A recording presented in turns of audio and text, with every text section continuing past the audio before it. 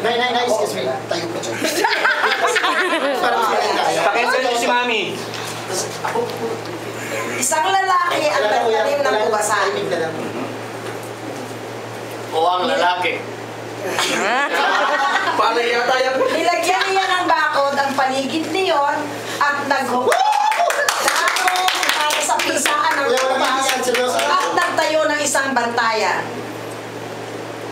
Pinaupahan niya iyon sa mga magsasaka at siya ay naglakbay sa isang malayong Macho naman ang magsasaka.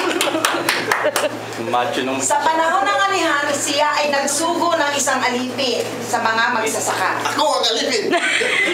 Ito ay upang matanggap niya ang bunga ng ubasan mula sa mga magsasaka.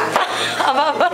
Ba, binugbog. Subalit sino kabalitaan kawawa ay naman, oh, inagukit at pinauwi walang dala. Ay lang, tinagubad. Yala.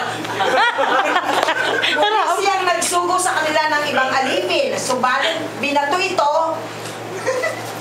hinapulong, at pagkatapos alipustain ay pinauwi siya.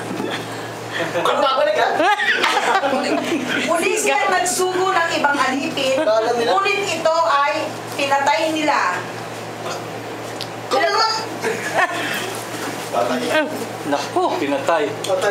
Nagsugo pa rin siya ng iba pang mga alipin, ngunit ang ilan ay hinagupit at ang ilan ay pinatay. Mayroon siyang isang anak na lalaki na kaniyang minamahal. Isinubo rin nga niya ito sa kanila sa huling pagkakataon na sinasabi, igagalang nila ang aking anak. Nag-usap-usap ang mga magsasaka.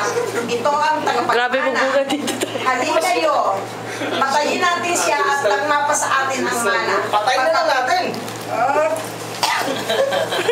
Sa amin ang lupain na ito. Pagkatapos nila siyang sumapan, pinatay nila siya at itinapon sa labas ng ubasan.